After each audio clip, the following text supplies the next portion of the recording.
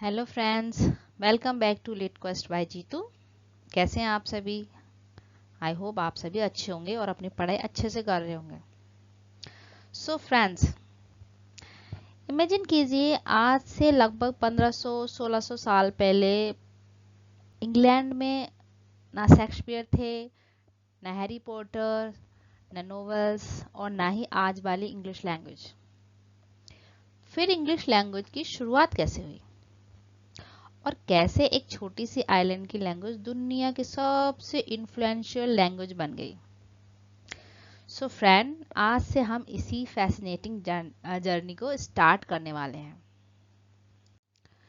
इसलिए फ्रेंड्स, अगर आप BA, MA, UGC net, set या असिस्टेंट प्रोफेसर की प्रिपरेशन कर रहे हैं तो ये कोर्स स्पेशली आपके लिए डिज़ाइन किया गया है। तो आज से हम स्टार्ट कर रहे हैं complete history of English literature. Okay friend, without wasting any time, let's start.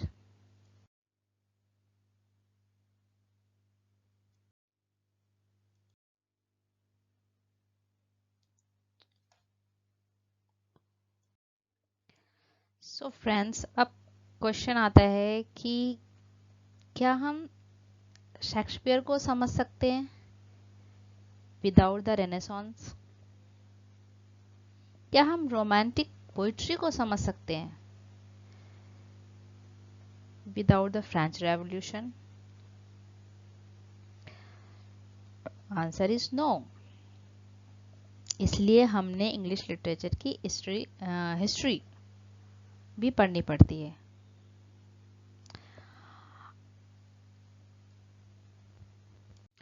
So friend, अपने इस कोर्स में हम बिल्कुल बिगिनिंग से ही शुरू करेंगे, इसलिए आप ज़्यादा से ज़्यादा इस कोर्स को लाइक करें जिससे कि मुझे मोटिवेशन मिल सके और मैं इस कोर्स को कंटिन्यू कर सकूं।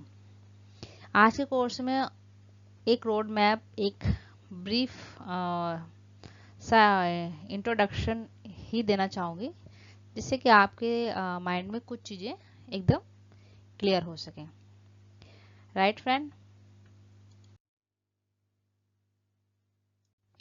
तो फ्रेंड्स, अब हम इस कोर्स में स्टेप बाय स्टेप हर लिटरेरी एज को पढ़ेंगे। इसका एक ब्रीफली आइडिया हम लेते हैं। तो फ्रेंड्स, सबसे पहले हम पढ़ेंगे old English, then middle English, then renaissance, Elizabethan, then Jacobean age, restoration age, Augustan age, romantic age, Victorian age, modern age and then post modern age, मतलब जीरो से लेकर प्रेजेंट तक। और फ्रेंड्स, ये एक रफली सी एस्टिमेशन है, मतलब एजेस हैं जो हर लिटरेचर के स्टूडेंट को अपने माइंड में रखनी ही चाहिए और ये सीक्वेंस बिल्कुल क्रिस्टल क्लियर होना चाहिए क्रोनोलॉजी के हिसाब से भी। This is a very very important, right friends?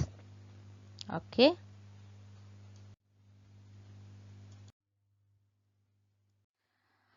Now friend, हम समझते हैं कि लिटरेचर होता क्या है। तो फ्रेंड्स, जब भी हम किसी सिविलाइजेशन को समझना चाहते हैं हम उसकी लिटरेचर को पढ़ते हैं। क्यों? बिकॉज लिटरेचर सिर्फ स्टोरीज का कलेक्शन नहीं होता, ये उस सोसाइटी की थिंकिंग, बिलीफ, स्ट्रगल्स और ड्रीम का रिकॉर्ड भी होता है। Okay student, in simple words we can say इंसान जो फील करता है, जो इमेजिन करता है, जो सोसाइटी में देखता है, उसको लैंग्वेज के थ्रू एक्सप्रेस करते हैं और इसी एक्सप्रेशन को हम लिटरेचर कहते हैं। I hope it's clear. Okay,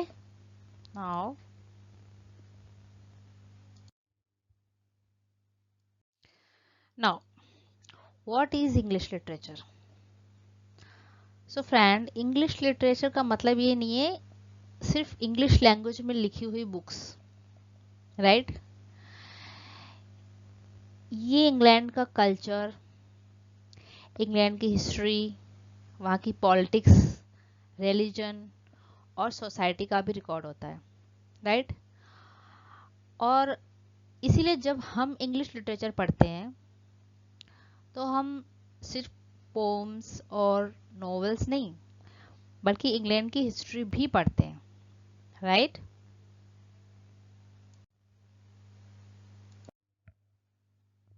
now friend, question is history क्यों पढ़ें? बिकॉज लिटरेचर कभी भी वैक्यूम में क्रिएट नहीं होता फ्रेंड्स। हर लिटरेरी वर्क के पीछे एक हिस्टोरिकल रीजन होता है। फॉर एग्जाम्पल, फ्रेंच रेवोल्यूशन हुई तो रोमांटिक पोएट्री डेवलप हुई, इंडस्ट्रियल रेवोल्यूशन आई तो विक्टोरियन नोवेल का डेवलपमेंट हुआ, वर्ल्ड वॉर्स हुई तो मॉडर्न लिटरेचर का टोन कंप्लीटली चेंज हो गया। And friends, you need to remember the date of world war also. UGC NET में भी क्वेश्चन कई बार पूछा हुआ है। लाइक फर्स्ट वर्ल्ड वॉर हुआ था 1914 to 1918 and second world war is 1939 to 1945. Please remember this date and note down. Okay, now literature के बारे में एक बहुत फेमस स्टेटमेंट है, आई थिंक आप सभी उसको जानते हैं। Literature is the mirror of society, right. तो मिरर क्या करता है? ऑब्वियसली रियलिटी को रिफ्लेक्ट करता है, वैसे ही लिटरेचर भी सोसाइटी को रिफ्लेक्ट करता है। इसलिए अगर सोसाइटी चेंज होगी तो लिटरेचर भी चेंज होगा, राइट।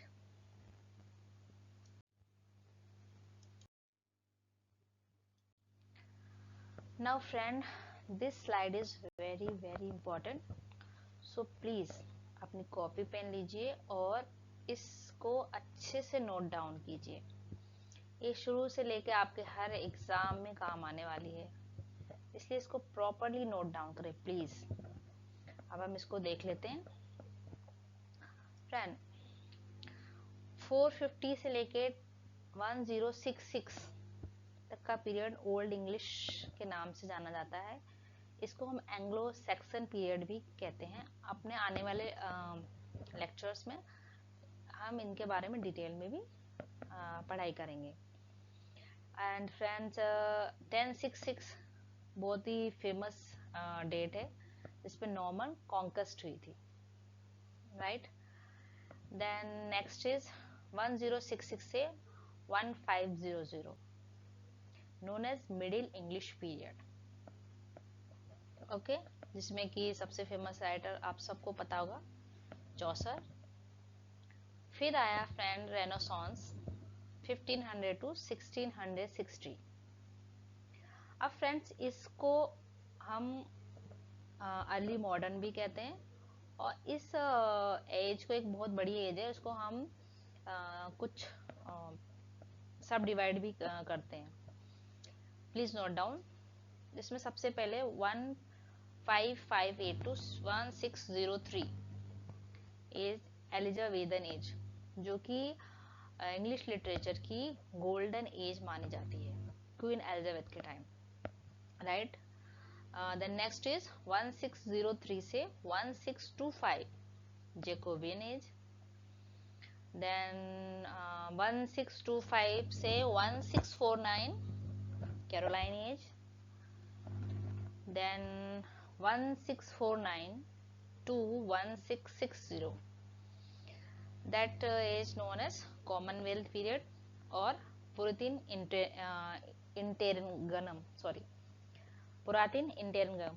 ये कई बार एग्जाम में पूछा गया है, इसको आप अच्छे से नोट डाउन करें। इवन यूजीसी नेट के एग्जाम में भी क्वेश्चन कई बार पूछा गया है कि कॉमनवेल्थ पीरियड 1649 से 1660 तक का पीरियड किस पीरियड के नाम से जाना जाता है, कॉमनवेल्थ पीरियड और पुरातन इंटेरनगम। देन नेक्स्ट इज फ्रेंड 1660 से लेकर 1785 ये आती है अपनी द न्यू क्लासिकल पीरियड, जिसमें अपने अलेक्जेंडर पोप बहुत ही पॉपुलर राइटर माने जाते हैं। देन 1785 से 1832 known as the romantic age. इसके बीच में भी हाँ right, I missed 2 ages, please write down. इस न्यू क्लासिकल एज को भी हम थोड़ा सा सब डिवीजन में ले लेते हैं। 1660 से 1700 तक द रेस्टोरेशन, जिसमें ड्राइडन अपने बहुत ही फेमस राइटर हुए हैं। देन 1700 से 1745 द ऑगस्टिन एज, एंड 1745 से 1784 known as the age of sensibility और age of Johnson. Friend please note down, ये रियली बहुत ही इम्पोर्टेंट स्लाइड है और ये आपके एग्जामिनेशन के लिए बहुत ज़्यादा इम्पोर्टेंट है। ओके, देन 1785 से 1832 romantic as, and 1832 1901 Victorian age, right. यहाँ पर भी फ्रेंड्स आप डिवीजन आते हैं 1848 से 1860 द प्री रेफलाइट्स, ये इजी से नेट में कई बार पूछा गया क्वेश्चन है। फिर 1880 से 1901 aestheticism and decadence age. The next is 1901 से 1945 द मॉडर्न पीरियड। अब मॉडर्न पीरियड को भी थोड़ा सा सब डिवाइड किया गया कि उस समय के किंग के अकॉर्डिंग, जिसमें 1901 से लेके 1914 द एडवर्डियन पीरियड्स, एंड 1914 से 1939 तक द जॉर्जियन पीरियड्स। उसके बाद 1945 से 1970 द पोस्ट वॉर पीरियड आ गया, and 1970 that is a post modern period. I hope आप सभी ने इसको अच्छे से नोट डाउन किया होगा friends, because this slide is really very very important. Okay friends,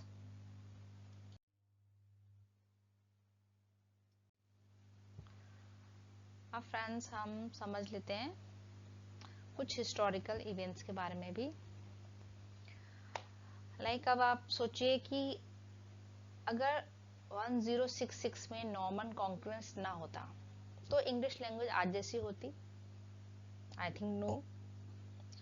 इसी तरह printing press, industrial revolution, French revolution और जो वर्ल्ड वॉर्स हुए, इन सब ने लिटरेचर को डीपली इन्फ्लुएंस किया है। इसके बारे में भी हम सब डिटेल में पढ़ेंगे, उसकी आप टेंशन मत लो। ये हमारा बस एक ब्रीफ सा इंट्रोडक्शन है जो कि आपके माइंड में बिल्कुल सेट हो जाना चाहिए। ओके फ्रेंड, नाउ आज हमने समझ लिया लिटरेचर क्या है, इंग्लिश लिटरेचर क्या है, व्हाई हिस्ट्री इज इम्पोर्टेंट, और पूरे कोर्स का रोड मैप भी देख लिया। फ्रेंड्स अगले लेक्चर में हम स्टार्ट करेंगे ब्रिटेन बिफोर इंग्लिश, जहाँ पर हम जानेंगे केल्ट्स कौन थे, रोमन्स कैसे आए, और इंग्लिश लैंग्वेज की फाउंडेशन कैसे पड़ी। ओके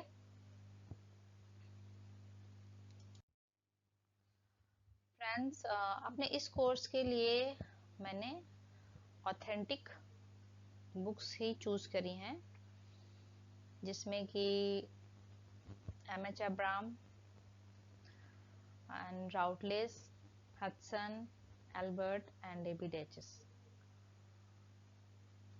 तो आपको अपने प्रिपरेशन के लिए अच्छा कंटेंट मिलेगा इस कोर्स में। सो इस कोर्स के साथ बने रहें।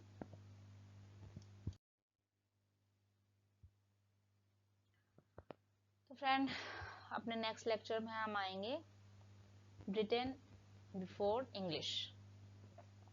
टाइमलाइन ऑलरेडी हम देख चुके हैं और उस क्रोनोलॉजी को आप अच्छे से याद रखना कि बुक एग्ज़ाम के लिए बहुत इम्पोर्टेंट है। एंड इम्पोर्टेंट बुक भी हमने देख ली हैं।